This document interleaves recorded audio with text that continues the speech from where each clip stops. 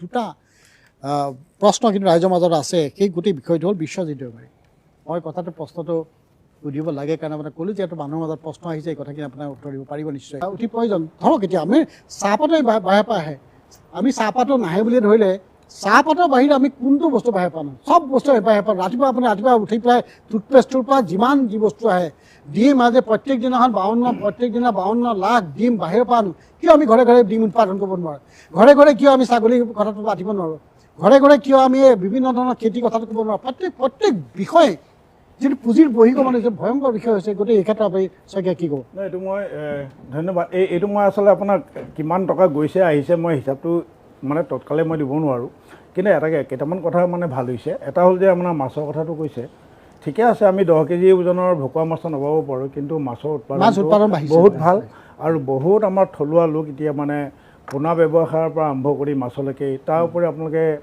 আমাৰ যিটো বায়'ফ্লক পদ্ধতি আছে আপোনালোকে বায়'ফ্লক পদ্ধতি আপোনাৰ এই গড় চুকৰ অকণমান আগৰ পৰাই প্ৰতি শনিবাৰ দিনাখন ইয়াৰ পৰা মাগুৰ মাছ কাৱৈ মাছ আৰু শ'ল মাছটো বাহিৰ লৈ যায় আমাৰ বেংগললৈ যায় ৰিভাৰ্চ কৰিছে যিটো বস্তু আমাৰ আগতে ইয়ালৈ আহিছিলে তেনেকৈ কণীবিলাকো আপোনাৰ কণী ফাৰ্মটো নাছিলেই মই যেতিয়া চাকৰি কৰোঁ তেতিয়া মানুহক সুধি ফুৰোঁ মানুহে একো ক'ব নোৱাৰে কিন্তু আজি দেশততো আমাৰ 8 ফাৰ্মটো হ'ল 1 লাখৰ ওপৰত কৰে কণী আৰু এই চৰকাৰে এতিয়া এইবাৰ কৈছে এইবাৰ মানে মেচিভলি এই কামটো কৰিব যে ৰুৰেল এৰিয়াটোত যে মানে মিনিমাম 15,000 লেয়াৰ্ছ যদি কৰিব পাৰে যে 15,000 কণী ডেইলি আহিব আপোনাৰ এই ধৰণৰ কামখিনিত আহিছে আৰু গাহৰি কথাটো কওঁতে গাহৰি আচলতে আমাৰ মনোজ বসুমতাৰীৰ লগত যদি কেতিয়াবা ভয় ক'ব আমাৰ এই সোৱাইন ফ্লুটোৱে আচলতে বহুত অলপমান দিগদাৰ কৰিছে সেইটো এটা এৰিয়া এটা আছে তাৰপিছতে কৃষিৰ ক্ষেত্ৰত অসমখন এনেকুৱা এটা আমি আচলতে গোটেইবিলাকে যদি অলপ ভালকৈ মানে এটা প্লেন কৰি পেলাই যদি আমি কামখিনিবিলাক যদি কৰোঁ যিটো কাম আমি কৰা নাই আমি মানে কৰি আচলতে ফেইলিয়ৰো হৈছোঁ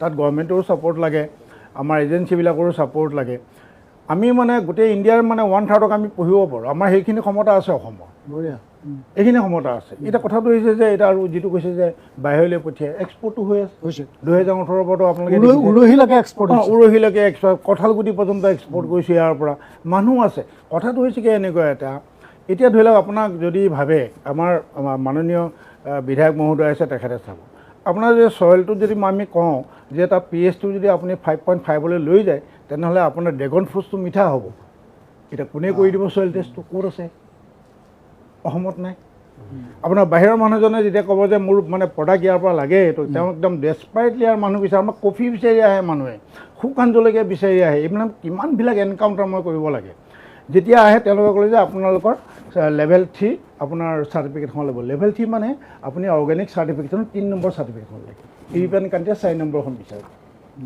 আৰু আমাৰ মিডল ইষ্টত তেওঁলোকে ইমান ধৰা-ধৰি নাই কাৰণ যিখিনি পাৰে পঠিয়াই আৰু লুলু গ্ৰুপে আজি মেজৰ বায়াৰ আমাৰ অসমত প্ৰায় 400 মেট্ৰিক টন চব্জি তেওঁলোকে ডেইলি আমাৰ ইয়াৰ পৰা লৈ গৈ থাকে লেমনটো যায় এতিয়া এই লেভেল 3-4 যে অৰ্গেনিক চাৰ্টিফিকেটনটো কিয় আমি কৰিব নোৱাৰোঁ মই এই কথাটোৱে মই বুজি নাপাওঁ যে আমাৰ অসম গভৰ্ণমেণ্টে নিজৰ এটা অৰ্গেনাইজেশ্যন এটা কৰক একদম ভাৰী মানুহ দি তাতে বহাই দিয়ক যিবিলাক সিহঁতৰ কাম হ'ল ৰাতিপুৱাৰ পৰা খালি মানে চইল টেষ্ট কৰা মেলা আৰু চাৰ্টিফিকেট ইছ্যু কৰা চাওঁচোন কোনে ৰাখিব পাৰে অসমক ইমান য়ং ল'ৰাই ইমান কাম কৰি আছে আৰু আমি ক্লাষ্টাৰ হিচাপে কৰিব নোৱাৰোঁ কাৰোবাক যদি মানে 8 টন মাল লাগে আমি এঠাইত গৈ পেলাই আপোনাৰ হয়তো 500 কেজি পাওঁ কোনোবা এঠাইত তাৰ পৰা আৰু 40 কিলোমিটাৰ দূৰত মানে 1 টন মাল পাওঁ এই ধৰণৰ ব্যৱসায়টো নহয় কিন্তু আমি সেইটো কাম কৰিব পাৰোঁ আৰু আপোনাক মই কৈছোঁ যে আমাৰ এই য়ং ল'ৰাবিলাকক আপোনালোকে 90 দিনৰ ভিতৰত হ'ব পৰা শস্যবিলাকত দি দিয়ক আপুনি ষ্ট্ৰবেৰী দি দিয়ক 90 days 10 বিঘা মাটি খেতি কৰিলে 1 কোটি টকা পকেটত ভৰাই লৈ আহিছে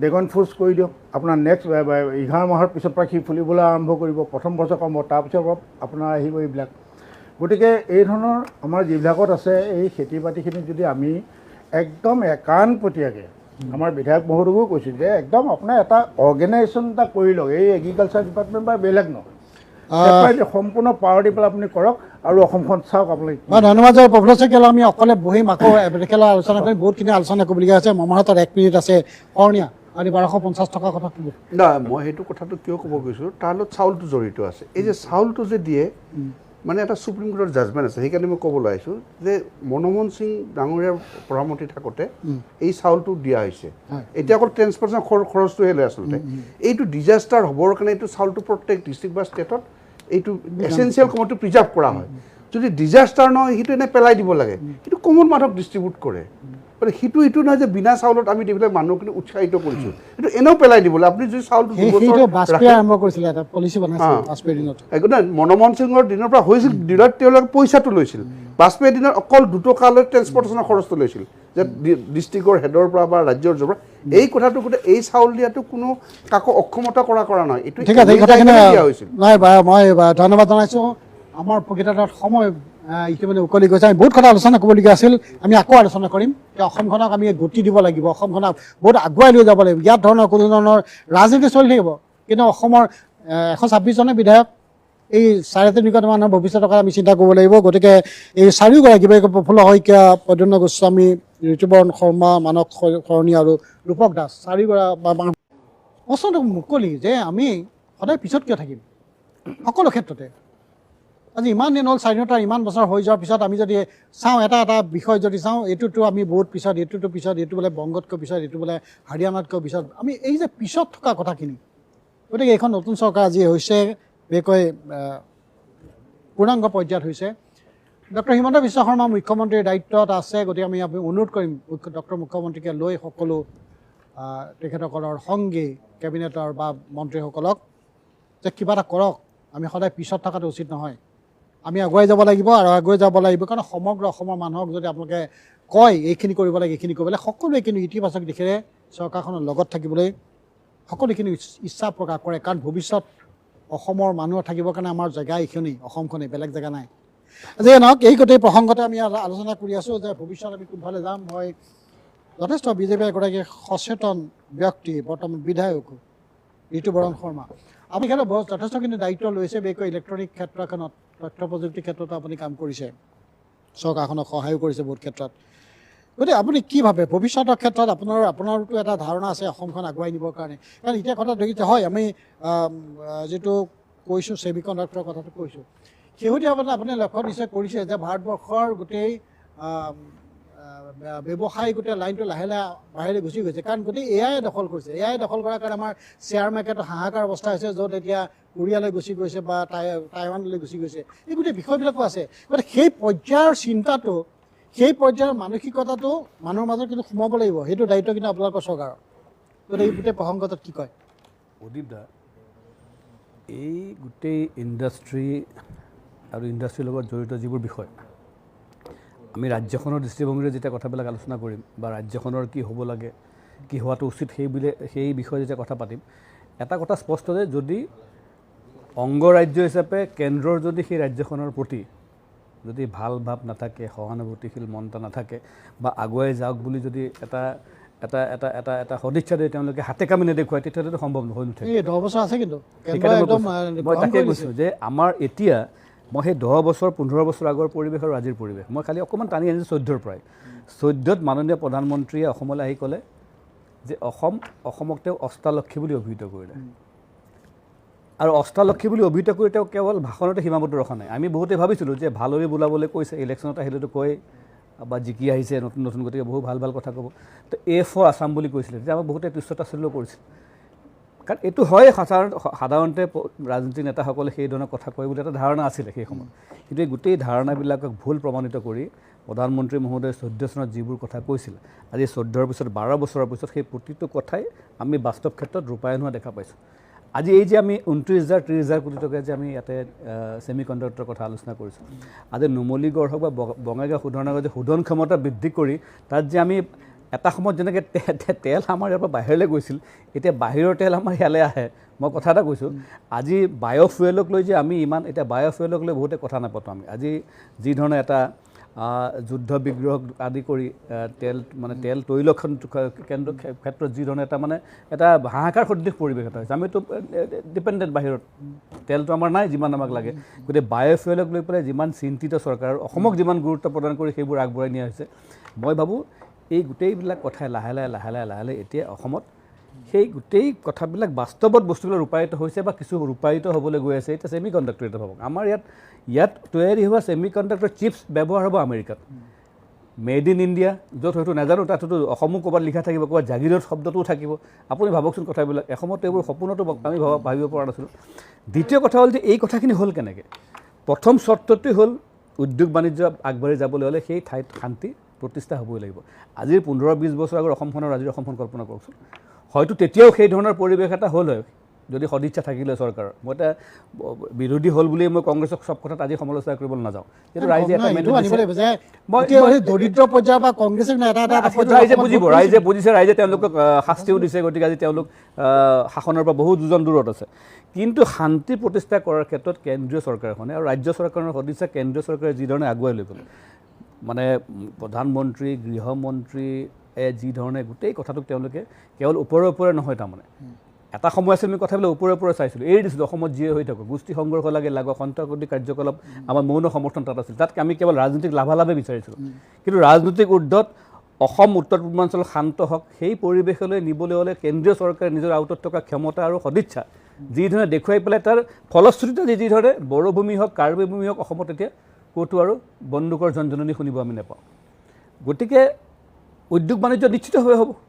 মই এটা সৰু কথা কওঁ আপোনাক, কা আন্দোলনৰ সময়ত ভাবকচোন, প্ৰধানমন্ত্ৰী জাপানৰ অহাৰ যিটো এটা পৰিৱেশ আছিল, সেই সময়ত যদি সেই কামটো হ'ল হয়, তেওঁ যদি আহিল হয়, সেই সময়ত যথেষ্ট জাপানৰ লগত প্ৰত্যক্ষ বিনিয়োগ আৰু তেওঁলোকৰ ইণ্ডাষ্ট্ৰী লৈ পেলাই এটা ভাল ৰোডমেপ এটা তৈয়াৰী হৈছিল।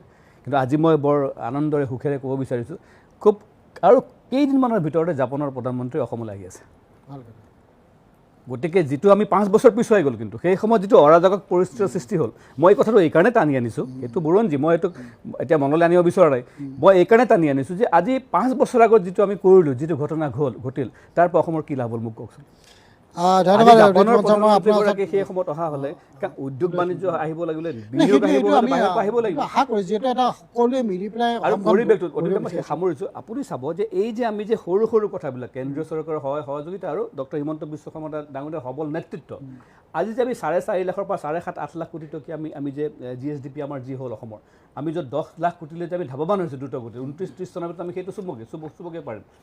এই গোটেইবিলাক কিহৰ কাৰণে সম্ভৱ হৈছে? এই সৰু কথা, মানুহে সাধাৰণ বুলি ভবা কথাবিলাকে, বিত্তীয় ব্যৱস্থাপনা, বিভিন্ন সংস্কাৰমূলক যিবোৰ কাৰ্যসূচী আমাৰ লৈছোঁ, গতিকে সামগ্ৰিকভাৱে কেন্দ্ৰীয় চৰকাৰ আৰু ৰাজ্য চৰকাৰে সঠিক মানে পদক্ষেপ লৈছে, স্বীকাৰ কৰিছে কাৰণে চৰকাৰ গ্ৰহণ কৰিছে। আৰু আহিবলৈ দিনত আমি এতিয়া আমি বস্তুবিলাক জাষ্ট আমি ভেটিটোহে গঢ় দিছোঁ। এই সবল ভেটিৰ ওপৰত প্ৰতিষ্ঠিত হৈ আহিবলৈ দিনত অসমে আৰু এনে উন্নয়নৰ শিখৰ চুব, মই তাত কিন্তু সম্পূৰ্ণ মোৰ বিশ্বাস আছে। ধন্যবাদ। মই প্ৰদ্যুৎ গোস্বামী, আপুনি এই কথা চোৱা নাই যে এতিয়া বিশ্বৰ যিটো পৰিৱেশ, বিশেষকৈ বিত্তীয় দিশটোত বিশ্বৰ পৰিৱেশটো আৰু ভাৰতবৰ্ষৰ গোটেই সংকট অৱস্থা কিন্তু হৈছে আৰ্থিক ক্ষেত্ৰখনত, তাৰ প্ৰভাৱ চৰকাৰখনে যিমানে শক্তিশালী নহওক কিয়, যিহেতু আমি দিল্লীৰ ওপৰত নিৰ্ভৰশীল বহু ক্ষেত্ৰত, তাৰ প্ৰভাৱ অসমত নপৰিবনে? অনিতা, কথাটো হ'ল কি, এই বিত্তীয় যিটো পৰিৱেশ হৈছে, এই পৰিৱেশটো বিগত সময়ত 1991 চনতো এবাৰ হৈছিলে, 2009 চনতো হৈছিলে। সেই সময়ত মানে আপোনাৰ আমাৰ যি বিত্তীয় পৰিৱেশৰ পৰা আৰম্ভ কৰি আমি যিকোনো প্ৰকাৰে ভাৰতবৰ্ষৰ মূৰ তুলি থাকিবলৈ সক্ষম হৈছিলোঁ।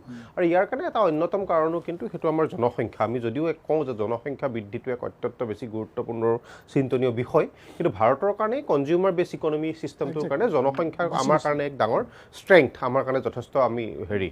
কিন্তু কথাটো হৈছে কি, এই বিত্তীয় পৰিৱেশটো নিশ্চিতভাৱে অসমত পৰিবনে নহয়, অসমত বিভিন্ন প্ৰকাৰে পৰিছেই।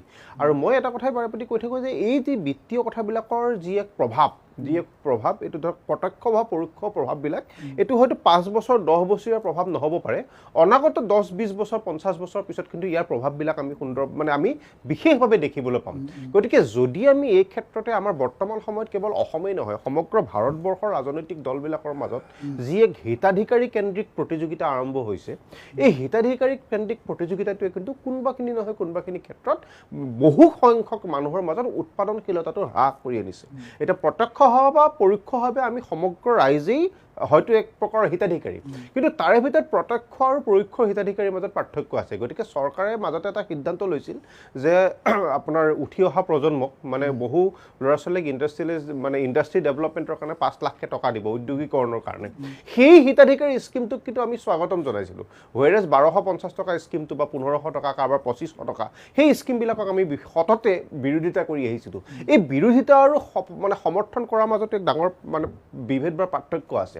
কাৰণ যিবিলাক স্কিমে, যিবিলাক কথাই ৰাইজৰ মাজত এক মানে উৎপাদনশীলতা বৃদ্ধি কৰিব পাৰে, মই এই উৎপাদনশীলতা বৃদ্ধি কৰা আঁচনিবিলাকক যদি আমি এতিয়াই উৎসাহ নজনাওঁ, সেই উৎসাহ নজনালে কিন্তু বিগত অগণাগত সময়ত আমি ডাঙৰ এক প্ৰত্যাহ্বানৰ সন্মুখীন হ'ম। আমি এটা সাধাৰণ উদাহৰণ লৈছোঁ কৃষি ক্ষেত্ৰত যদি আপুনি এতিয়া চাই যে অসমত আমি যিবিলাক এক্সটিক ফিছ, আপুনি আজি তাৰ বজাৰত যদি যায় 2.5 কেজি ওজনৰ ভকুৱা মাছ এটা পাব, কিন্তু আপোনাক যদি 10 কেজি ওজনৰ ভকুৱা এটা লাগে আপুনি লোকেল প্ৰডাকশ্যন নাপায়। আমি বিয়া এখন পাতিলে, অনুষ্ঠান এটা পাতিলে, ঘৰুৱা সবাহ এটা পাতিলে আমি সেই 8 কেজি 7 কেজি 10 কেজি ওজনৰ ভকুৱা এটা চিতল এটা বাহিৰৰ বজাৰৰ পৰা ক্ৰয় কৰিবলগীয়া হয়, অৰ্ডাৰ দিব লাগে। নাম্বাৰ 2, বৰ্তমান মানুহৰ ঘৰে ঘৰে এটা চাউল সোমাই পৰিছে, সেইটো হৈছে সোণা শক্তি ৰিপুৰাজ। সোণা শক্তি ৰিপুৰাজে বৰ্তমান অসমত যিটো মাৰ্কেট লৈছে, প্ৰত্যেকখন ঘৰত আপুনি সেই চাউলটো পাব। মানুহে 65 টকা 70 টকা কেজি দি হ'লে সেই চাউলটো কিনে। আৰু একবাৰ যদি সোণা শক্তি ৰিপুৰাজ ৰাইজে খাবলৈ আৰম্ভ কৰিছে, সততে বেলেগ এটা চাউললৈ যোৱা নাযায়। এতিয়া কথা হ'ল, কৃষি বিভাগত আমি অসমত কিয় এক তেনেকুৱা ধৰণৰ চাউল প্ৰডাকশ্যন কৰিব নোৱাৰোঁ? আমি অসমত কৃষিক কিয় এক উদ্যোগলৈ আমি ইমান দিনে ৰূপান্তৰিত কৰিব পৰা নাই? যদি এই প্ৰডাকশ্যনবিলাক, এই কথাবিলাক আমি স্বনিয়োজন বা আমি নিজৰ মাটিত প্ৰডাকশ্যন কৰিব নোৱাৰোঁ, উৎপাদন কৰিব নোৱাৰোঁ, বাহিৰৰ পৰা অহা মাৰ্কেটবিলাকে গাহৰি মাৰ্কেটটো, অকণমান গাহৰিৰ মাৰ্কেটটো, যিটো গাহৰি এতিয়া আপোনাৰ চুবুৰীয়ে সাধাৰণ তিনিআলি এটাতো গাহৰি বিক্ৰী কৰা হৈছে। এই গাহৰি মাৰ্কেটটোৰ কিমান শতাংশ অসমৰ হাতত আছে, বাকী কিমান শতাংশ বাহিৰৰ হাতত আছে? এই কথাবিলাকত যেতিয়া আমি গুৰুত্ব দিম, আৰু আজি যদি এই কথাবিলাকৰ ওপৰত গুৰুত্ব দিওঁ, তেতিয়া আমি দেখিব অনাগত 10, 15, 20 বছৰত ইয়াৰ ফলটো আমি পাবলৈ। ধন্যবাদ। মই সেইকাৰণে আজি আলোচনাটো আমি সেইকাৰণে কৰিছোঁ, সেইকাৰণে আমি প্ৰফুল্ল শইকীয়া যথেষ্ট ব্যস্ত, তেখেতকো লৈ আহিছোঁ। মই ৰূপক দাস, নিৰ্বাচন আহিব, ৰাজনীতি চলিব, পঞ্চায়ত হ'ব, আকৌ 5 বছৰ পিছত বিধানসভা হ'ব বা 29ত লোকসভা হ'ব, এইবিলাক চলি থাকিব। কিন্তু অসমৰ সামৰিক উন্নয়নৰ ক্ষেত্ৰত কংগ্ৰেছে এই ধৰণৰ কিবা কিবি চিন্তা চৰ্চা কৰিবনে বা চৰকাৰখনক পৰামৰ্শ দিবনে? চাওক অদীপ দা, কথা হ'ল পৰামৰ্শ দিলে চৰকাৰখনে কিমান শুনিব, সেইটো এটা ডাঙৰ প্ৰশ্ন। বা সেনেকুৱা পৰামৰ্শ ল'বলৈ তেওঁলোকৰ সদিচ্ছা আছেনে, নে তেওঁলোকে কংগ্ৰেছক খালি তুচ্ছ-তাচ্ছিল্য কৰাৰ কাৰণে তেওঁলোক আছে, সেইটো তেওঁলোকৰ এটা ডাঙৰ আজিলৈকে যিমানবিলাক আপোনালোকে কাম কৰিলে, এই কথা কিন্তু আপোনালোকে ৰাইজৰ ওচৰত এষ্টাব্লিছ কৰিব পাৰে। নহয়, এতিয়া দুটা কথা, কিছুমান কথা আছে কৈ শেষ কৰিব পাৰি, যাক অলপ সময়। এতিয়া কংগ্ৰেছে বিগত সময়ছোৱাত স্বাধীনোত্তৰ কালত কি কি কৰিলে যদি ক'ব লাগে বহুত দীঘলীয়া হ'ব। এতিয়া কথা হ'ল, তেওঁলোকে কিছুমান কথা কৈছে যে 2014 পিছত ঋতুপৰ্ণ দাই যি ধৰণে ক'লে যে তাৰ আগৰ চৰকাৰবিলাকে কি কৰিছিল ইমান তেওঁ নাজানে, পিছত ভাল হ'ল। হয়, তেতিয়া 2014 চনত যেতিয়া গুজৰাটৰ মুখ্যমন্ত্ৰীগৰাকীৰ নাম নৰেন্দ্ৰ দামোদৰ মোদী আছিলে, তেওঁ কৈছিল যে সেই দেশৰ টকাৰ মান নিম্নগামী হয় যি দেশৰ নেতাবিলাক ভ্ৰষ্ট হয়। আৰু তেতিয়া তেওঁ কংগ্ৰেছ বা বেলেগ দলৰ যি প্ৰধানমন্ত্ৰী আছিল তেওঁক কটাক্ষ কৰিছিল। ঠিক তেনেকৈ তেওঁলোকে কয় খুব দুৰ্নীতিৰ ক্ষেত্ৰত শূন্য সহনশীলতা, সেয়া আমি দেখিছোঁ। তেওঁলোকৰ কিছুমান নাম ওলায়, এতিয়া ওলাইছে ৰমাকান্ত দেউৰীৰ ফিচাৰী ডিপাৰ্টমেণ্টৰ বহু কথা ওলাইছে। খুদ য'ত আমি বিধানসভাৰ মন্দিৰ বুলি কওঁ, তাত অধ্যক্ষৰ কিছু কথা ওলাইছে। তাৰ আগত নৱদলৈৰ কিছু কথা ওলাইছিল, যেতিয়া ইয়াৰ আগৰ সময়ছোৱাত তেখেত মন্ত্ৰী আছিলে। ঠিক তেনেকৈ তেওঁলোকে যেন ক'ৰবাত কুকাৰ্য বা এই ধৰণৰ দুৰ্নীতিগ্ৰস্ত মানুহক যেন ক'ৰবাত তেওঁলোকে যদিও কয় যে আমি শূন্য সহনশীল, তথাপি ক'ৰবাত যেন তেওঁলোকে নিৰুপায় হয়, ক'ৰবাত যেন তেওঁলোকে কিবা মিলাবৰ স্বাৰ্থত, চৰকাৰখন ৰখাৰ স্বাৰ্থত কিবা যেন তেওঁলোকৰ এটা হিডেন এজেণ্ডা আছে, সেইটো মিলাবৰ কাৰণে এইবিলাক কৰে। তেওঁলোকে যেন দুইমুখীয়া নীতি অৱলম্বন কৰে, এই ধৰণৰ কথাবিলাক ৰাইজৰ দৃষ্টিগোচৰ হয়। আৰু এটা সময় আছিলে তেতিয়া বহু মানুহ ওলাইছিল, যেনেকৈ ৰামদেৱ বুলি এজন মানুহ ওলাইছিলে, আন্না হাজাৰে ওলাইছিলে, কিৰণ বেদী ওলাইছিলে, পেট্ৰল 30 টকাত দিয়া কথা কৈছিল। আজি যেতিয়া আৰু আগতে আমি শুনিছিলোঁ যে আমাৰ সময়ত আমি কৈছিলোঁ যে আন্তৰ্জাতিক মূল্য যেতিয়া বাঢ়ে কমে তেতিয়াহ'লে পেট্ৰল ডিজেলৰ দাম বাঢ়া কমা হয়। তেওঁলোকৰ প্ৰথম ছোৱাত সেইটোৱে আছিল। আজিৰ তাৰিখত আন্তৰ্জাতিক মূল্য কিমান হৈছে সেইটোলৈ কথা নাই, এতিয়া হৈছে ভাৰতবৰ্ষত ভাৰত চৰকাৰে কি ধৰণে কাক কিমান মুনাফা দিব বিচাৰিব সেই ধৰণেহে মূল্য নিৰ্ধাৰণ হৈ আছে। এই ধৰণৰ কথাবিলাক ৰাইজৰ স্বাৰ্থত নাই, পুঁজিপতিৰ স্বাৰ্থত আছে। এটা সময় আছিলে য'ত শ্বেতপত্ৰ প্ৰকাশ কৰিছিলে আজিৰ মুখ্যমন্ত্ৰী ডাঙৰীয়ে যে তৰুণ গগৈ চৰকাৰে 10,000 কোটি টকা ধাৰ থৈ গৈছিল, কিন্তু আজি অসমৰ দৰে ৰাজ্যত 2 লাখ কোটি টকাৰ ওপৰত ধাৰ হৈ গ'ল। এই কথাবিলাক আৰু তেওঁ কৈছে শান্তি আহিলে অসমত বা ভাৰতবৰ্ষত, কিন্তু মণিপুৰত আজি কি হৈছে, মণিপুৰৰ কথাটো আজি ঋতুপৰ্ণ দাই এৰাই চলিছে। এই ধৰণৰ কথাবিলাক হয়।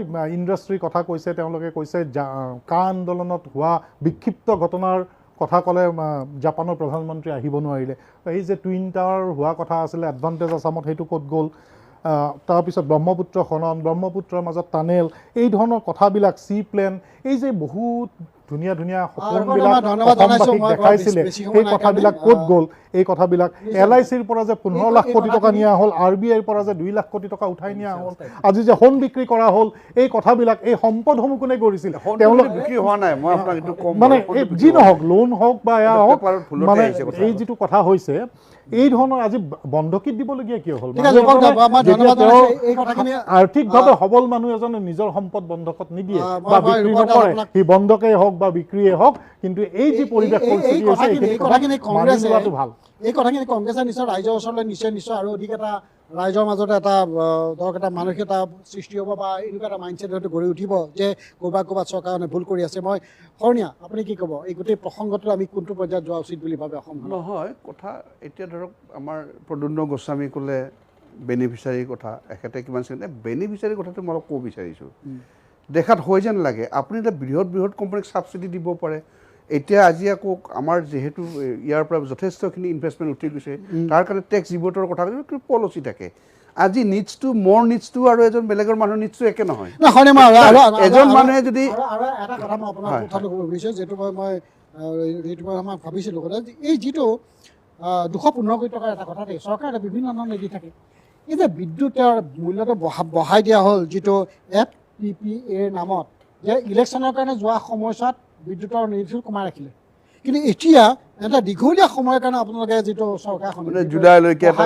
ফিগাৰ এটা ৱাৰ্কআউট কৰিছে 28 পইচা 29 পইচা 26 পইচা এই গোটেই প্ৰক্ৰিয়াটো যোৱাবাৰ ইলেকশ্যনৰ কাৰণে এইটো পেণ্ডিং ৰখাৰ কাৰণে 215 কোটি টকা লছ হৈছিলে এই 215 কোটি টকা চৰকাৰখনে দিব নোৱাৰে নেকি কাৰণ আপুনি চাওক বিহাৰৰ নিচিনা জেগাই যে বিদ্যুৎ ফ্ৰী দিছে অন্তত 200 মেগাৱাট বা হেৰি তামিলনাডু তেলেংগানা চবেই আজি 100 টকা 100 মেগাৱাট বা 150 মেগাৱাট ফ্ৰী দিছে এই 215 কোটি টকা যদি চৰকাৰখনে দি দিলেহেঁতেন তেতিয়াহ'লে এই পইচাটোতো মানুহে মানে অট'মেটিক অসন্তুষ্ট হ'ব যে ইলেকশ্যনৰ কাৰণে তোমালোকে নবহালা ইলেকশ্যন হৈ গ'ল এতিয়া তোমালোকে আকৌ FPPAৰ নামত এই পইচাটো আৰম্ভ কৰি দিছে এইটো জাষ্টিফিকেশ্যন আছে যে এতিয়া আপোনাৰ এতিয়া যিবিলাক বস্তুৰ আপুনি এতিয়া ক'লে বহুত সময় লাগে সামগ্ৰীৰ দাম বাঢ়িছে যিবোৰৰ বঢ়াৰ লগে লগে এই যিবিলাক আপোনাৰ ইন্ধনৰ বস্তুৰ দাম বঢ়াৰ লগে লগে ইলেকশ্যনৰ সম্পৰ্ক আছে এইটো মানে কম্পাৰিটিভটো আপুনি আৰু কিমান বাঢ়িছে 16 পইচা 17 পইচা লাষ্টত বোধহয় 26 পইচা নে কি আছে মই যিটো 28 পইচা নে কি আছে গতিকে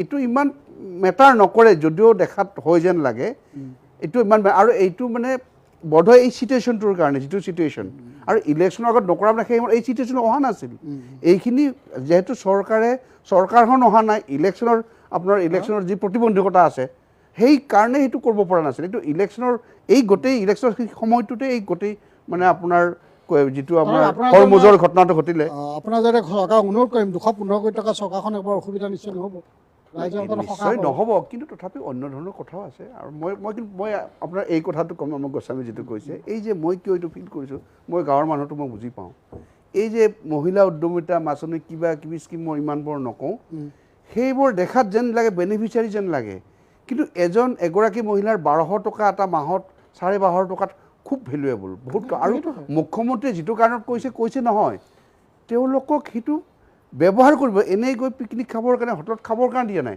তাক কেনেকৈ ব্যৱহাৰ কৰিবলৈ প্ৰত্যেকখন মিটিঙতে সেইটো কৈছে যে কেনেকৈ আছে কেনেকৈ গোটেইখিনি একগেট হৈ আকৌ পিছত দুবাৰ ইনস্পায়াৰ কৰিছে মই আপোনাক ধন্যবাদ জানি মই মানে বিৰতিৰ কংগ্ৰেছে কংগ্ৰেছৰ প্ৰশ্ন দুটামান আপোনাৰ পৰা আহে এইকাৰণে যে কংগ্ৰেছৰ পৰা দুজন একদম উচ্চ পদস্থ পদত থকা বুলি ক'ব লাগিব আপোনালোকৰ প্ৰাক্তন সভাপতিও আছিলে এগৰাকী সাংসদ আছিলে বিজেপিলৈ গ'ল আপোনালোকে নিশ্চয় দেখিছে হয়তো বহুতে আশা কৰিছিল যে কংগ্ৰেছৰ বা এইকেইজন প্ৰাক্তন সভাপতি আৰু এগৰাকী সাংসদ বিশেষকৈ নগাঁৱৰ নিচিনা অতি গুৰুত্বপূৰ্ণ লোকসভা সমষ্টিৰ এগৰাকী সাংসদ আজি বিধায়ক হ'ল বিজেপিত জইন কৰি কিন্তু তেওঁলোকক কিন্তু মন্ত্ৰীসভাত দায়িত্ব দিয়া নহ'ল এই গোটেই মন্ত্ৰীসভাৰ গঠনৰ গোটেই প্ৰক্ৰিয়াটো আপোনাৰ দৃষ্টিত কেনে দেখিছে প্ৰবক দাস চাওক যিখন মন্ত্ৰীসভা গঠন হৈছে ঠিকেই আপুনি কথাখিনি কৈছে যি ধৰণে হৈছে তাত সকলোকে সন্তুষ্ট কৰিব পাৰিলে ভাল ক'ৰবাত অলপ বিক্ষোভ আছে নোহোৱা নহয় কিন্তু তথাপি চেষ্টা এটা চলাইছে, নতুন মুখৰ অন্তৰ্ভুক্তি হৈছে। আৰু যিখিনি দক্ষ বুলি আপুনি কৈছে, হয়তো কংগ্ৰেছ আমোলত থাকোঁতেও তেওঁলোকে মন্ত্ৰিত্ব পাইছিল, আৰু এতিয়া তেওঁলোকে বেলেগ দললৈ গৈও পুৰণিখিনিয়ে পাইছে। এতিয়া আপুনি যি দুজন ব্যক্তিৰ বিষয়ে ক'লে, সেইটো যিহেতুকে আজিৰ তাৰিখত তেওঁলোক আমাৰ দলত নাই, তো তেওঁলোকৰ বিষয়ে আমি বৰ বিশেষ চিন্তিত নহয়। আৰু অনাগত ভৱিষ্যতত হয়তো যেতিয়া আৰু দুটা মন্ত্ৰিত্ব দিব পৰা জেগা খালী আছে, হয়তো অনাগত ভৱিষ্যতত তেওঁলোকে পাবও পাৰে। আৰু বহু সময়ত আমি দেখিছোঁ এটা সময় যোৱাৰ পিছত আৰু ৰিচাফুল হয়, তেনেকুৱা বহু কথা থাকে। এতিয়া সেইটো বিজেপি দলৰ আভ্যন্তৰীণ কথা। মাননীয় মুখ্যমন্ত্ৰী ডাঙৰীয়াই যি ধৰণে বিচাৰে তেওঁৰ মন্ত্ৰীসভাখন, সেইধৰণে তেওঁ কৰি ল'ব পাৰিব। সেইটোত বিশেষ আমি মতামত দিব লাগে বুলি মই ভবা নাই। কিন্তু চবতকৈ ডাঙৰ কথা হৈছে, আজি অসমৰ ৰাইজে যি ধৰণে এই শাসকীয় দল বিজেপিক তেওঁলোকৰ ভোটাধিকাৰ সাব্যস্ত কৰি জয়যুক্ত কৰিছে তৃতীয়বাৰৰ কাৰণে, চৰকাৰখনৰ মন্ত্ৰীসভা গঠন কৰাই নহয় বা অন্য কথাবিলাকেই নহয়, এটা ডাঙৰ তেওঁলোকৰ সন্মুখত কিন্তু প্ৰত্যাহ্বানো আছে। যেতিয়া সংখ্যা বাঢ়ে, দুই ধৰণৰ প্ৰত্যাহ্বান আছে। এক হ'ল ৰাইজক সন্তুষ্ট কৰা, প্ৰথম কথা। আৰু সেই 102টা সমষ্টি য'ত তেওঁলোক জিকি আহিছে, আগতে বিৰোধীৰ বিধায়ক থাকিলে কথাবিলাক অলপ বেলেগ আছিলে। এতিয়া শাসকীয় দলৰ যিহেতুকে বিধায়ক হৈছে, উন্নয়ন কিন্তু সেই 102টা সমষ্টিত প্ৰায় সমপৰ্যায়ৰ হ'ব লাগিব।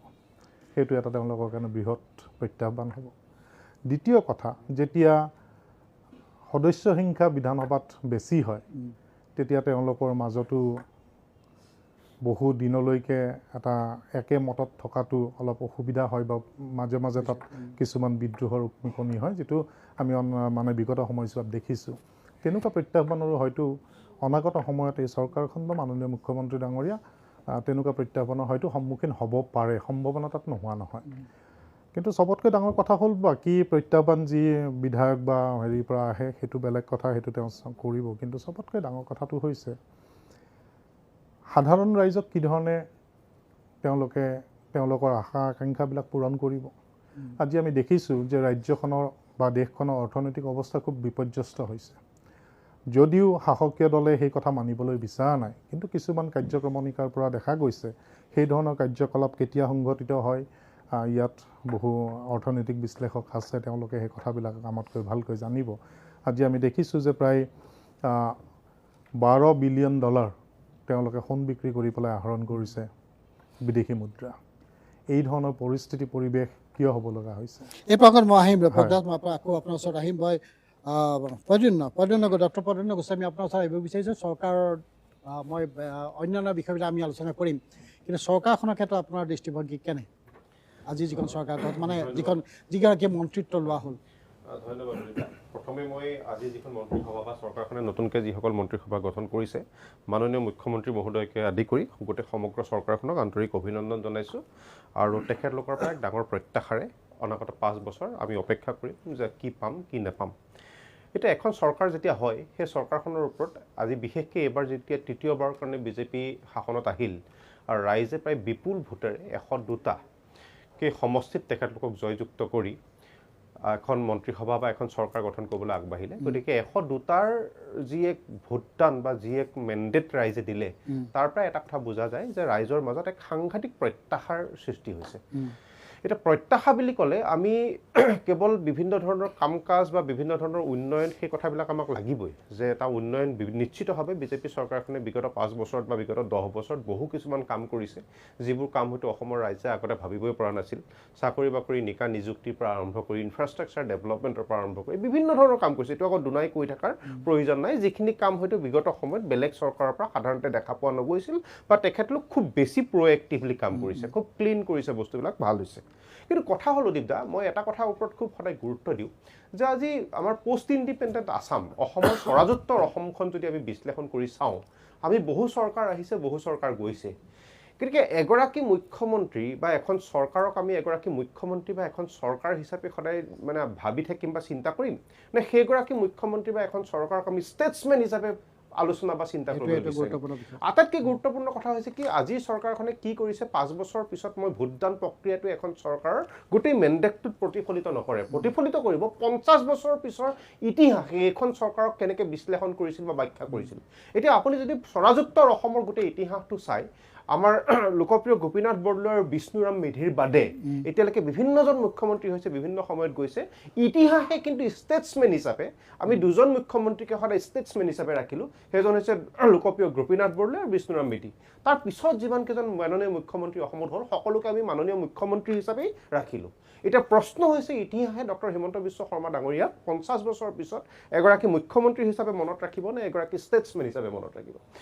যদি এগৰাকী ষ্টেটছমেন হিচাপে মনত ৰাখিবলগীয়া হয় আমাৰ চৰকাৰৰ বাকীখিনি কামৰ লগতে অসমৰ যিখিনি মৌলিক বিষয় সেই মৌলিক বিষয়খিনি তেখেতলোকে সমাধান কৰিবলৈ যত্নপৰ বা গুৰুত্বপূৰ্ণ পদক্ষেপ ল'ব লাগিব।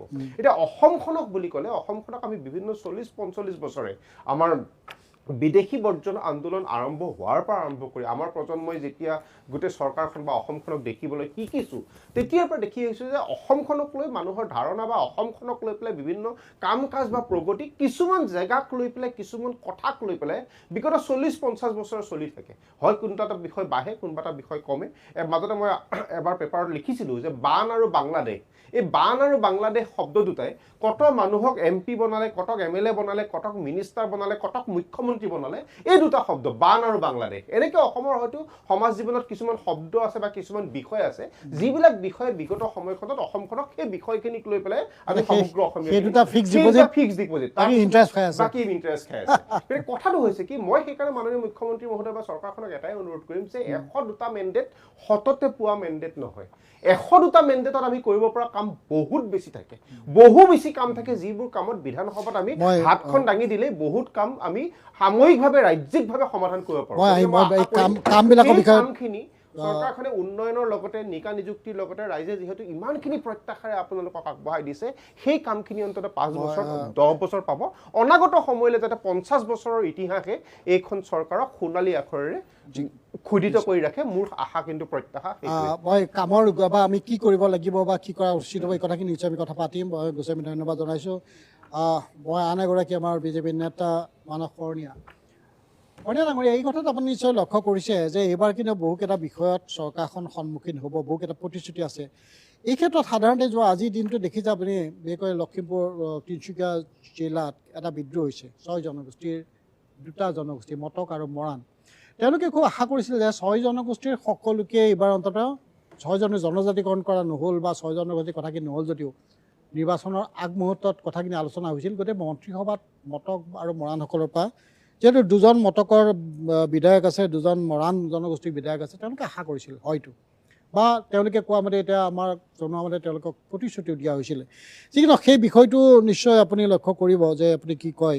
আনহাতে বিশ্বজিৎ দৈমাৰীৰ ক্ষেত্ৰতো প্ৰশ্ন কিন্তু বহুত আছে, কিন্তু হয়তো বিজেপিয়ে যিহেতু বিজেপিৰ বিশ্বজিৎ দৈমাৰীৰ বাহিৰে এজনো কিন্তু বড়ো বিধায়ক নাই, হয়তো সেই গোটেই কথাখিনিৰ কাৰণে ডক্টৰ হিমন্ত বিশ্ব শৰ্মাই যিহেতু BTADত সংগঠন কৰিব লাগিব, গতিকে এজনো যদি বড়ো বিধায়ক নাথাকে ভৱিষ্যতলৈ BTADত সংগঠন কৰাটো অসুবিধা হয়তো হ'ব পাৰে। গতিকে এইবিলাকৰ লগতে বহুকেইটা বিষয় নিশ্চয় আছে। গতিকে এই গোটেই মন্ত্ৰীসভাখন আৰু ইয়াৰ ভৱিষ্যত এই ক্ষেত্ৰত সৰণীয়া, আপুনি কি ক'ব?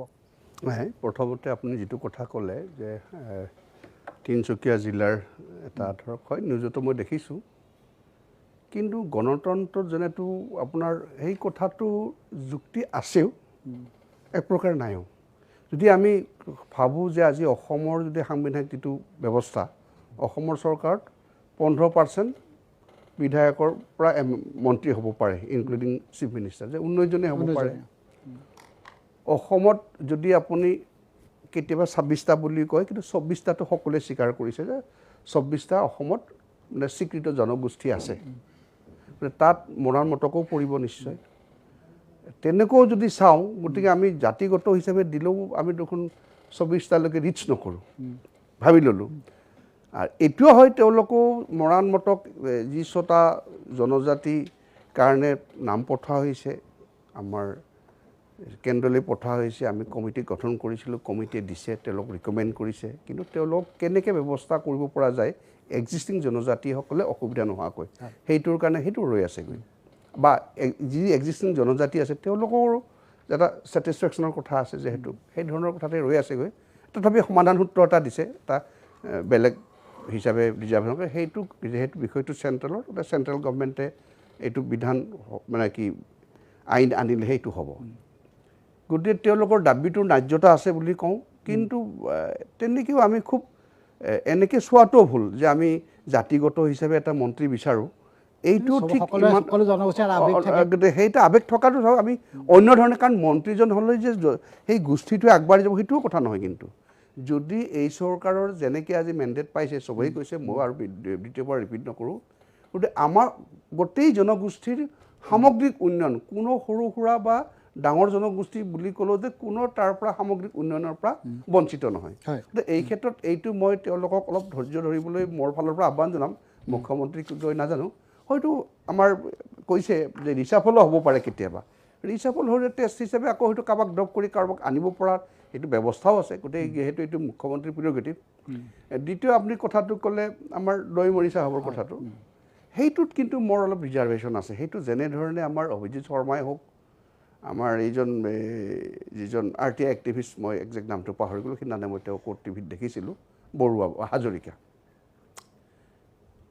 তেওঁলোকে যিখিনি কথা কৈছে মই ভাবোঁ সেইখিনি ইমান শুদ্ধ নহয় কিয় শুদ্ধ নহয় মানে আপুনি গোটেই যি কথা চাই বিশ্বজিৎ দৈমাৰী ডাঙৰীয়াই যেতিয়া স্পীকাৰ হ'ল তেতিয়া যথেষ্টখিনি উন্নয়ন কৰিবলৈ তেওঁ এটা অপৰচুনিটি পালে মানে অপৰচুনিটি মই বেয়া চেঞ্চত কোৱা নাই এই যে নতুন বিধানসভাৰ ভৱন বনাব লাগে এইটো ডেভেলপ কৰে সেইটো ডেভেলপ কৰিব লাগে এতিয়া বিশ্বজিৎ দৈমাৰী মোৰ গাঁৱৰ মানুহ মই তেওঁৰ ব্যক্তিগতভাৱে মই কথাও পাতিছোঁ পৰহি দিনা ৰাতি প্ৰায় 31 মিনিট কথা পাতিছোঁ তে মই ক'লোঁ যে এইবোৰ যে কিয় হয় কৈছে দাদা এনেকুৱা কথা মোতকৈ অলপ বয়সত বাৰু সৰু এইখিনি কৈছে বাৰু কিন্তু তেওঁ মই ছাত্ৰ অৱস্থাৰ মই যেতিয়া এডভকেট তেওঁ তেতিয়া ছাত্ৰ মানে এপচু কৰে তেওঁ তাৰ সদৌ বড়ো ছাত্ৰ সন্থাৰ সাংগঠনিক মানে এছিষ্টেণ্ট ছেক্ৰেটাৰী আছিল পৰৱৰ্তী সময়ত যেনে 2001 তেওঁ মানে MP হ'ল MLA হ'ল পিছত MP হ'ল এতিয়া তেওঁ দুবাৰ MP দুবাৰ তিনিবাৰ ইবাৰে সৈতে তিনিবাৰ তেওঁ মানে MLA হ'ল আৰু তেওঁ তাৰে এবাৰ মন্ত্ৰী এবাৰ মানে স্পীকাৰ এবাৰ মন্ত্ৰী হ'ল ধৰক এতিয়া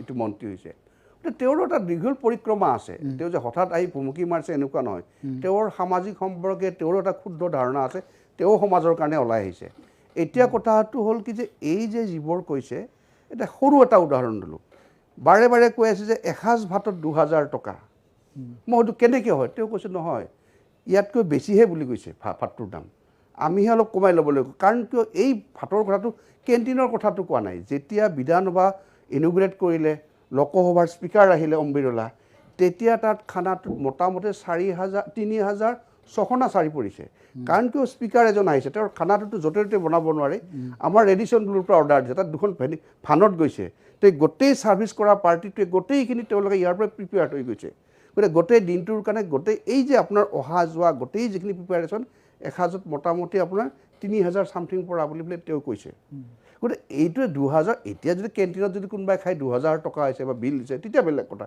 এজন দেশৰ স্পীকাৰ এজন আহিছে পাৰ্লিমেণ্টৰ তেওঁক আপ্যায়ন কৰাৰ কাৰণে সেইদিনাখনে হ'ব পাৰে তেওঁ কৈছে যে সেইটো এইটো হ'ব পাৰে যে 100 প্লেট আহিছে হয়তো কোনোবা ঠিকাদাৰে হয়তো 80 প্লেট দিছে বা 100 প্লেট সেইটোতো স্পীকাৰৰ লুকআউট নহয় সেইটোতো তেওঁৰ বিচাৰ্য নহয় এইটো কাৰণ এইটো তেওঁ মুখেৰেতো নিদিয়ে তেওঁ এটা কণ্টেক্ট কৰিছিল আৰু এই কথাখিনি যদি খুলুচাকৈ কথাখিনি জনাই দিলে তেওঁ ক'বলৈ এইটো বুলিয়ে নহয় বহুকেইটা বিষয় কিন্তু উত্থাপন এতিয়া সেইটো কৈছে এতিয়া আপোনাৰ ধৰক কৈছে যে এই মানে এই চাকৰি কথাটো বাকীবোৰ বাৰু টেণ্ডাৰ কাৰণ গোটেই কামখিনি PWক হেণ্ডঅভাৰ কৰে আৰু তেওঁৰ কি হয় তেওঁৰ নিজা ফাও এজন আছে সেই ইষ্টাব্লিছমেণ্টৰ কাৰণে আকৌ এইটো গোটেই বিত্ত বিভাগৰ অসম চৰকাৰৰ বিত্ত বিভাগৰ এপ্ৰুভেল আছে তাত টেণ্ডাৰ হৈছে টেণ্ডাৰ দি কামটো পাইছে কোনোবাই কৰিছে তাত হয়তো স্পীকাৰৰ যিহেতু তেওঁৰ তেওঁ চাগে এপ্ৰুভেল আলোচনাত নাহিলেহেঁতেন যদিহে হয় এতিয়া যিগৰাকী স্পীকাৰৰ দায়িত্ব লৈছে তেওঁৰ পৰা কথাখিনি যদি তেওঁ ভুল কৰা তেওঁ শুদ্ধ তেওঁ কিয় শুদ্ধ যে এজন স্পীকাৰে টেম্পৰাৰী কিছু মানুহ ৰাখিব পাৰে সেইখিনি প্ৰত্যেকেই ৰাখে হয়তো দৈমৰীয়ে বেছি ৰাখিলে এনেকুৱা হ'ব পাৰে আৰু তাত কৈছে যে চিলেকশ্যন এতিয়া আপুনি চাওক মোক লয়াৰ হিচাপে কৈছোঁ যে আপুনি যে এজন মানুহক 240 ডেইজৰ ওপৰত যদি কটায় তেতিয়া সি এটা ৰাইট পায় যদি পষ্টটো থাকে তেওঁকে কণ্টিনিউ কৰিব লাগিব যদি আপুনি ব্ৰেক কৰি বোলে এমাহত 2 দিন গেপ দিয়ে 28 দিন খটুৱাই তাক দৰমহাটো দিয়ে দৰমহা নহয় দৈনিক মানে ৱেজৰ নিচিনাকৈ এটা একুমুলেট কৰি মাহত দিয়ে সেইজন মানুহজনক আপুনি কণ্টিনিউ খটাই থাকিব পাৰে আৰু সেইটো কণ্টিজেঞ্চি ফাণ্ডৰ পৰা নাযায়, এক্সট্ৰা যিটো মেইনটেনেঞ্চ বাজেট সেইটোৰ পৰা যায়। নাই এইটোৱে কথা, ধন্যবাদ। মই এই কথাখিনি আপুনি কোৱা কাৰণে তেওঁ আহি দেখিলে যে যথেষ্টখিনি সংখ্যাত আছে, গতিকে গুচাই দিলে। তেওঁ ৰাইট, আৰু তেওঁ ল'ব পাৰিব, এইটোও নহয়। কিন্তু দৈমাৰী চাহাবে এটা কথা মোক কৈছে যে 126জন বিধায়ক আৰু 126জনৰ প্ৰত্যেকৰে সমস্যাটো লুক আফটাৰ কৰাটো মোৰ দায়িত্ব। কাৰোবাৰ ঘৰত বোলে কিবা হৈছে, স্পীকাৰক নকয়, কিন্তু স্পীকাৰৰ এডমিনিষ্ট্ৰেশ্যনক ক'ব। সেইটো স্পীকাৰ সেইকাৰণে হৈছে পাৰ ডে তুমি 126জনৰ কাৰণে 126জন ৰাখিব লাগে, তেনেকুৱা এজন 4th গ্ৰেড এমপ্লয়। আৰু দ্বিতীয় কথাটো কৈছে যে তাত স্কিল আৰু আনস্কিল আছে। আনস্কিলখিনিয়ে 9,000 পায়, 9,000 পায়, স্কিলখিনিয়ে 15,000 পায়। গোটেই মানুহখিনিতো পইচাও পাইছে, কামো কৰিছে। হয়তো নাই এইটো এটা মই আপোনাক ধন্যবাদ এইকাৰণে জনাইছোঁ যে এই কথাখিনি আপুনি মুকলিকৈ কৈছে। এই কথাখিনি যদি মুকলিকৈ ক'লেহেঁতেন, আজি 10 দিন অসমত এটা বেলেগ ধৰণৰ পৰিৱেশ এটা হৈ আছে, আমি সাংবাদিক হিচাপে কথাটো কৈছোঁ, এই পৰিৱেশটো নোহোৱাটো ভাল।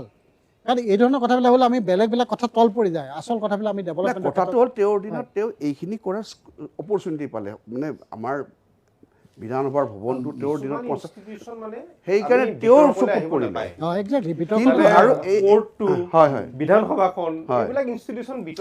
আৰু আপোনাৰ যিটো কথাটো কৈছে যে এইটো ৰেপ্লিকা যে দিলে, এইটো মই সুধিছিলোঁ যে আমি টেণ্ডাৰ হৈ অৰ্ডাৰ হৈছে হয় বুলি কৈছে, এতিয়া ৰূপৰ হয় না নহয় আমিওতো টেকনিকেলি মইতো চোৱা নাই।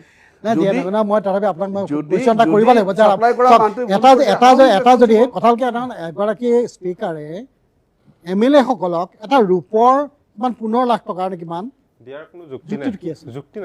তেখেতে যদি সঁচা অৰ্থ জনপ্ৰতিনিধি হয়, সঁচা অৰ্থ যদি বিধানসভাখন কণ্ট্ৰল কৰিব বিচাৰে, সঁচা অৰ্থ যদি কষ্টিঙৰ যিটো পাৰ্টটোত কৈ আছে, কষ্টিঙৰ কথা নহয়, তেখেতে দিছে কিয়? কি কাৰণে তেখেতে দিছে? এটা লেপটপ, যিটো লেপটপ 60 লাখত পায়, 2.5 কোটিলৈকে তেওঁলোকে নহয়। এতিয়া চাওক, সেইটো আপুনি যদি ভাবে সেই সময়ত চাগে চব বিধায়কৰো অনুমতি আছিল, নহয় তেওঁলোকতো ৰৈছে, পইচাটোৰ মাত্ৰ মই কৈছোঁ যে এইটো ৰূপৰ নহয়, কিবা বেলেগ বস্তুৰ দিছে। এই যে কথাটো এইটো কিন্তু দে আৰ নট ৰেছপনচিবল। আপোনাৰ বক্তব্য ধন্যবাদ জনাইছোঁ। আপুনি কিন্তু কথাখিনি অকল মুকলিভাৱে কথাটো ক'লে ভাল হ'ব, মানে বিশেষকৈ।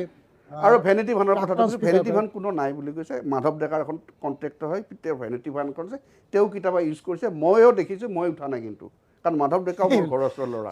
সেইটোও মিছা কথা যে দুখন ভেনিটি ভান এইটোৰ ক্ষেত্ৰত মই দৈমাৰী চাহাবক এটাই ক'ম যে তেওঁ হয়তো ক'ত মিছমেনেজমেণ্ট কোনোবাই কৰিছে, কিন্তু হি ইজ নট ইনভলভ।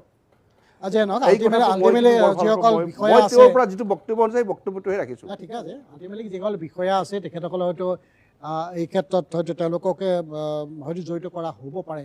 যে নহওক, এই গোটেই বিষয়টো মই ভাবোঁ যে স্পীকাৰ এগৰাকী বৰ সাংঘাতিক। স্পীকাৰ মানে আমি সকলোৱে অভিভাৱক বুলি ভাবোঁ, বিধানসভাৰ গণতান্ত্ৰিক ব্যৱস্থাটোৰ অভিভাৱক। অন্ততঃ তেখেতে এই বৰ্তমান স্পীকাৰে যিটো এটা ইয়াৰ অনুমোদন, সেইটো আমি আহ্বান জনাইছোঁ। ভাল, তেখেতে ৰঞ্জিত দাসে যিখিনি সিদ্ধান্ত লৈছে খুব ধুনীয়া সিদ্ধান্ত। মই আপোনাৰ ওচৰত আকৌ আহি মই অন্য এটা বিষয় আমি আলোচনা কৰিম আমাৰ সময় থকা অৱস্থাতেই। প্ৰফুল্ল শইকীয়া, চৰকাৰ হ'ব, চৰকাৰ হ'ল, মন্ত্ৰী হ'ব, সকলো হ'ব, কিন্তু অসমখন আগুৱাই নিব লাগিব। আপুনি দীঘলীয়া সময় এইবিলাক কাম কৰি আছে, মই আপোনাৰ পৰা কথাখিনি জানিব বিচাৰিম। যিহেতু এতিয়া উদ্যোগিক গোটেই ক্ষেত্ৰখনত আমাৰ যদি উদ্যোগৰ যদি বিকাশ নহয়, তেতিয়া কিন্তু অসমৰ সামূহিক ডেভেলপমেণ্ট আমি কেতিয়া হৈছে বুলি ক'ব নোৱাৰোঁ। আপুনি দেখিছে যে আমাৰ এটাকৈ ইণ্ডাষ্ট্ৰী বন্ধ হৈ আছে।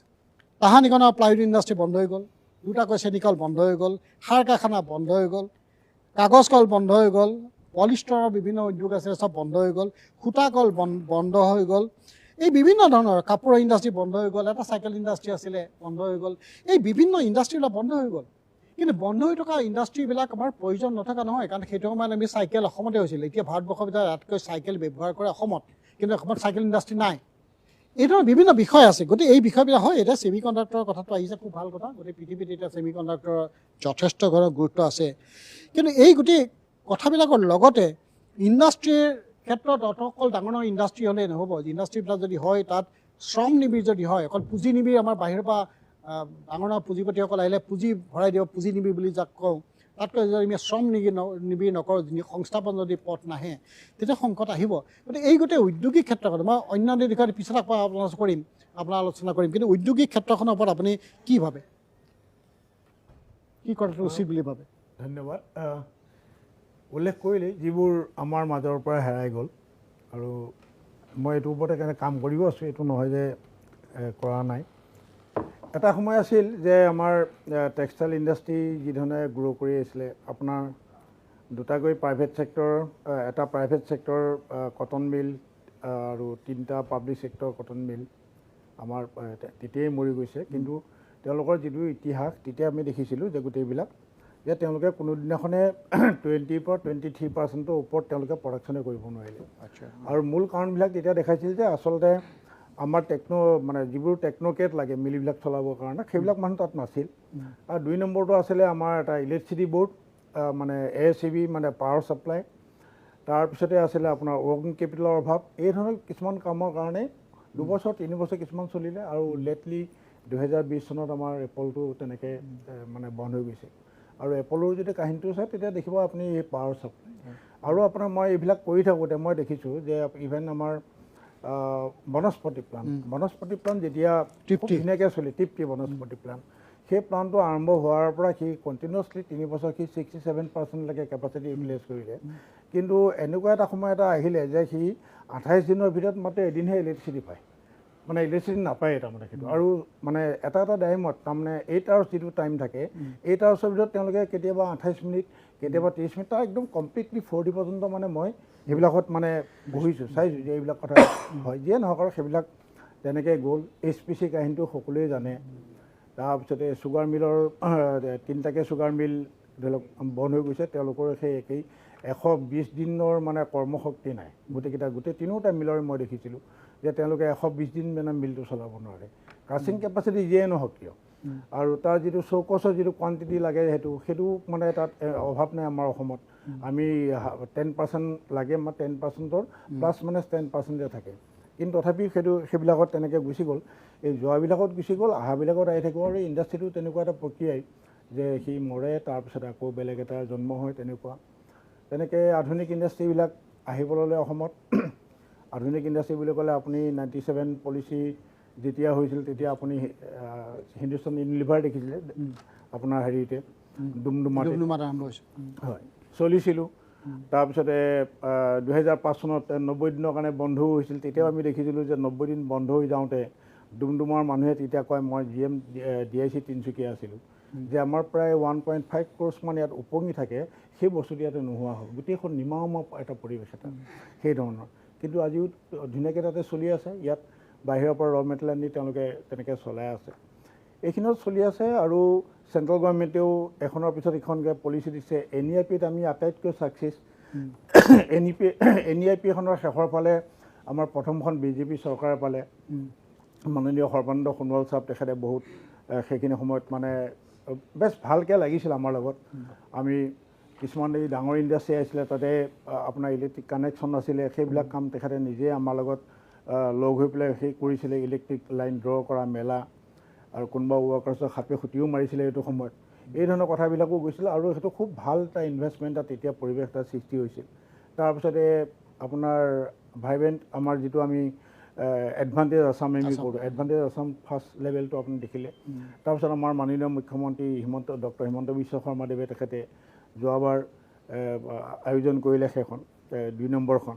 আৰু তাৰ যিবিলাকত ৰিজাল্ট এতিয়া লাহে লাহে ৰিজাল্টবিলাকত এতিয়া আহি আছে। আৰু আপুনি যিটো উল্লেখ কৰিছে যে এই যে আমাৰ ছেমি কণ্ডাক্টৰ, হয়তো ছেমি কণ্ডাক্টৰ ডাঙৰ ইণ্ডাষ্ট্ৰি, এইটো মানে ওলাই কৰিব পৰা মানে বস্তু নহয়। এইবিলাক মানুহে কওঁতে বেলেগ বেলেগ ধৰণে কয়, কিন্তু আমি জনা মানুহবিলাকে আমি কওঁ যে তাৰ পৰিৱেশটো একদম সম্পূৰ্ণ বেলেগ। আৰু এই 24,000 কোটি টকাৰ ইনভেষ্টমেণ্ট আমাৰ ইণ্ডিভিজুৱেল ছিংগল ইণ্ডাষ্ট্ৰিত ক'তো আজিলৈকে হোৱা নাই। ইভেন আমাৰ পাব্লিক ছেক্টৰ আণ্ডাৰটেকিংবিলাকতো হোৱা নাই। এইটো ডাঙৰ এচিভমেণ্ট, ডাঙৰ। গতিকে এইটো এটা বিৰাট ডাঙৰ ইনভেষ্টমেণ্ট। তাৰ উপৰি আৰু আমি এসময়ত আন্দোলন কৰিছিলোঁ গেছ ক্ৰেকাৰ লাগে বুলি পেলাই। জেইন কমিটি বা প্ৰতিবেদন দিছিলে আছাম গেছ ক্ৰেকাৰ হ'বৰ কাৰণে। 12 বছৰ আমি বেলেগৰ পিছত দৌৰি শেষত গৈ পেলাই হ'ল, যিয়ে নহওক হ'ল। তাৰপিছত মাজতে তাৰ মানে এনেকুৱাকৈ নিউজ ওলাল যে তাৰ সেইটো বন্ধ হ'বলৈ গৈ আছে বুলি পেলাই। তাৰপিছত তাক মিনি ৰত্ন ঘোষণা কৰিলে। তাৰপিছত আকৌ এটা এক্সপানশ্যন প্ৰজেক্টত আহিলে। আৰু ৰিচেণ্টলি নুমলীগড় ৰিফাইনেৰী তেওঁলোকে আৰু এটা গেছ ক্ৰেকাৰতকৈ ডাঙৰ আৰু এটা কাম কৰিবলৈ সেইটো আৰম্ভ হৈ গৈছে পূৰা। গতিকে এইটো আছে। গতিকে তাৰো কিনো ফল হ'ল বুলি যদি কোনোবাই সোধে, যে যেতিয়া আমি এছেছমেণ্ট কৰিছিলোঁ যে আছাম গেছ ক্ৰেকাৰ প্ৰকল্পৰ পৰা কিমান হ'ব, তেতিয়া মকডোনাল্ড নামৰ এটা কোম্পানীক সেইটো ষ্টাডিটো কৰিবলৈ দিয়া হৈছিলে নেটফি থ্ৰুদি তেওঁলোকে তেতিয়া কৈছিল যে তেওঁলোকে খুব বেছি 1250টামান ইউনিটলৈ তেওঁলোকে মানে যাব পাৰে আৰু লগতে তাত যিটো ছ'চিঅ' ইকনমিক যিটো ডেভেলপমেণ্ট যিটো হ'ব লাগে সেইটো মানে এৰাউণ্ড দ্য মানে গেছ ক্ৰেকাৰ প্ৰজেক্ট তাৰ কাৰণে যিখন তাৰ ফৰ্মেট লাগে সেই সময়ত যে প্ৰজেক্টটো আৰম্ভ হোৱাৰ আগত আৰু আজি তাৰিখত যদি এতিয়া যদি কেনে গভৰ্ণমেণ্টে কয় যে আমি ইয়াৰ ইম্পেক্টটো আমি এছেছমেণ্ট কৰিব বিচাৰোঁ আপুনি একো কাম কৰিব দৰকাৰ নাই অকল খালি সেই যিখিনি ফৰ্মখিনি মানে তাত বনোৱা হৈ আছে চিলিং মোহৰ মাৰি পেলাই সেইখিনি খালি ফিল আপ কৰি চালে আপুনি গম পাব যে ইম্পেক্ট মই আকৌ আপোনাৰ ওচৰত আহি মই এখন বিৰতি ল'ব খুজিছোঁ আমি গেছ ক্ৰেকাৰ পৰা অকণ আমি নিশ্চয় আলোচনা কৰিবলগীয়া আছে কাৰণ 10,000 কোটি টকা খৰচ কৰি গেছ ক্ৰেকাৰ ইণ্ডাষ্ট্ৰী হ'ল পলিমাৰৰ পৰা ইয়াৰ পৰা কানপুৰলৈ গুচি হ'ল আৰু ইণ্ডাষ্ট্ৰী কিন্তু আমাৰ ইয়াত নহ'ল যিমানকেইটা ডাউনষ্ট্ৰীম ইণ্ডাষ্ট্ৰী হ'ব লাগিছিল বুলি এটা সেই সময়ত প্ৰতিবেদন ওলাইছিল 632জনমান ষ্টাফে কাম কৰে ইয়াত বাকীখিনি 10,000 কোটি টকা খৰচ